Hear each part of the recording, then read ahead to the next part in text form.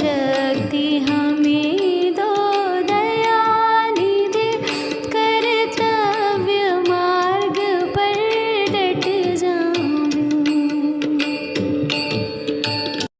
नमस्कार। आज का सुविचार हमारे लक्ष्य निर्धारित करते हैं कि हम क्या बनने वाले हैं।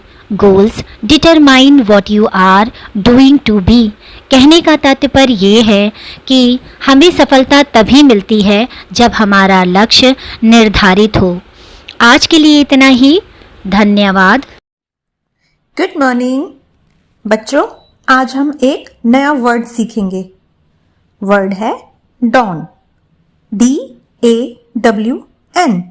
डॉन का अर्थ है भोर, सवेरा, प्रभात। चलो इसे एक सेंटेंस में देखते हैं। इट वुड बी डॉन सून, यानी जल्दी ही भोर हो जाएगी। Thank you. नमस्कार। आज मैं आप लोगों के लिए लाई हूँ बड़े ही मज़ेदार पहेली। तो चलो तैयार हो जाओ इस पहेली का उत्तर बताने के लिए। आज की पहेली है, ऐसी कौन सी चीज़ है, ऐसी कौन सी चीज़ है जो बिना बुलाए ही आ जाती है, वह हमारे हर कमरे में रहती है, लेकिन किराया भी नहीं देती है। सोचिए। इसका उत्तर है हवा, क्योंकि हवा को कहीं पर भी जाने के लिए किसी की भी अनुमति की आवश्यकता नहीं है। वो कहीं पर भी अपनी मर्जी से आ जा सकती है। धन्यवाद। Good morning students. डालते हैं एक नज़र आज के इतिहास के कुछ मुख्य बिंदुओं पर। आज ही के दिन 1873 में सैन फ्रांसिस्को के बिजनेसमैन लेवी स्ट्रॉस और दर्जी जेकब डेविस को इसी दिन जीन्स बनाने का पेटेंट दिया गया। दुनिया की पहली जीन्स लेवी स्ट्रॉस ने बनाई थी।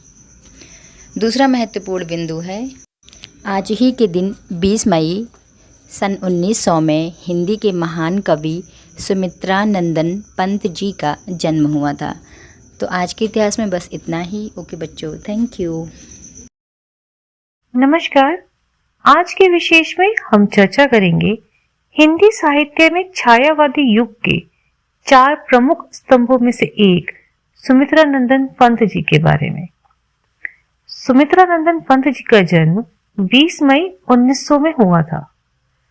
7 वर्ष की उम्र में जब वे 4ठी कक्षा में ही पढ़ रहे थे, उन्होंने कविता लिखना शुरू कर दिया था।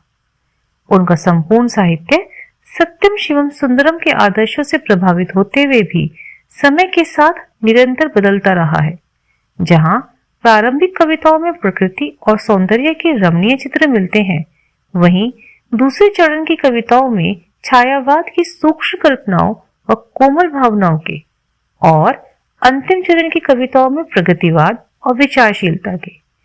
हिंदी साहित्य सेवा के लिए उन्हें पद्म भूषण सन 1961 में, ज्ञानपीठ सन 1968 में, साहित्य अकादमी तथा सोवियत लैंड नेहरू पुरस्कार जैसे उच्च श्रेणी के सम्मानों से अलंकृत किया गया। धन्यवाद।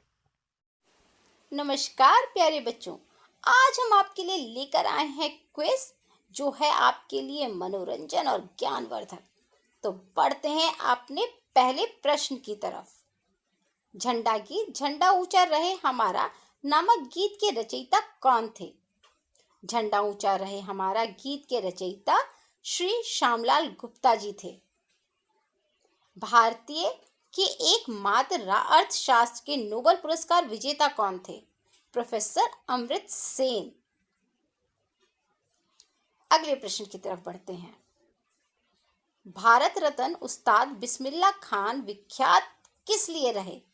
शहनाई वादन के लिए। भारत के अंतिम गवर्नर जनरल कौन थे? सी राजगोपालाचारी। तो यह थे आपके कुछ प्रश्न जिसके थे यह रोचक उत्तर।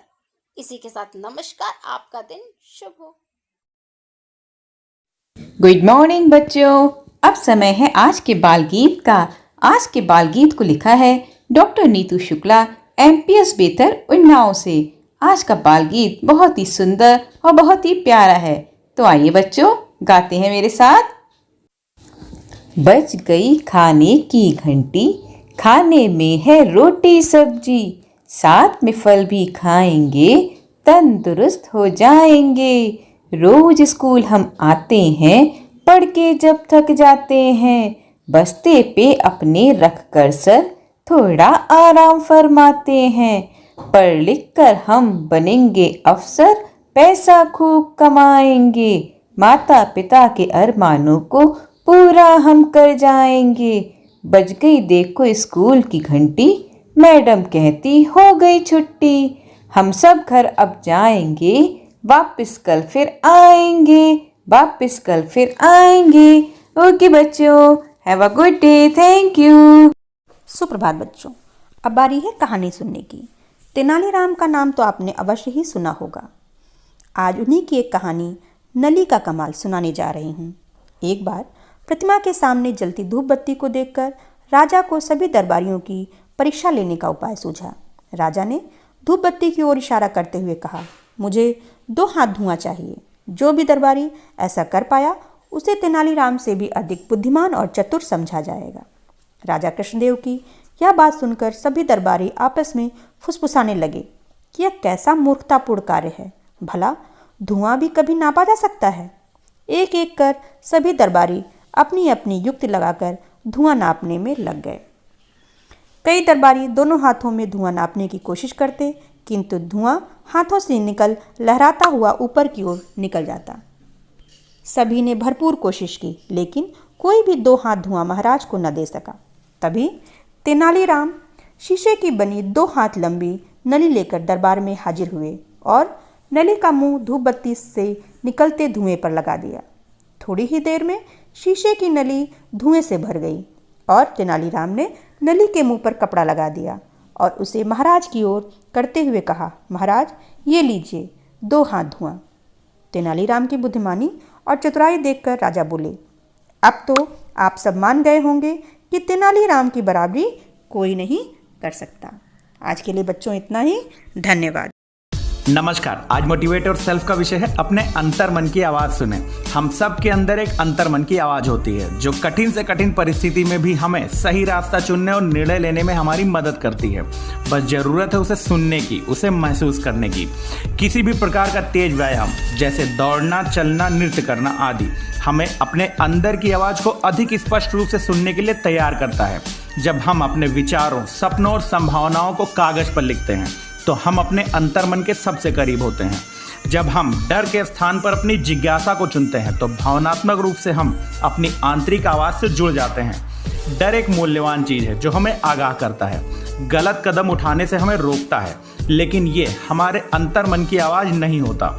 जिंदगी सबसे चुनौतीपूर्ण परिस्थितियों में भी आगे बढ़ने और रास्ता खोजने का नाम है। जब हम कोरोना जैसी एक कठिन परिस्थिति का सामना कर रहे हों तो हमारा डर हमें रचनात्मक होने या कुछ नया करने का सपना देखने से रोक सकता है, पर हमें अपने डर को अपने निर्णय पर हावी होने देने के बजाय जिज्ञासु होने और नई संभावनाओं के द्वार खोलने का निर्णय लेना चाहिए। हमने जो कुछ भी हासिल किया है और खोया है उसे पीछे मुड़कर देखने के बजाय हम अपने अंतर्मन की आवाज़ सुने और एक नई दिशा में आगे बढ़ने का चुनाव करें।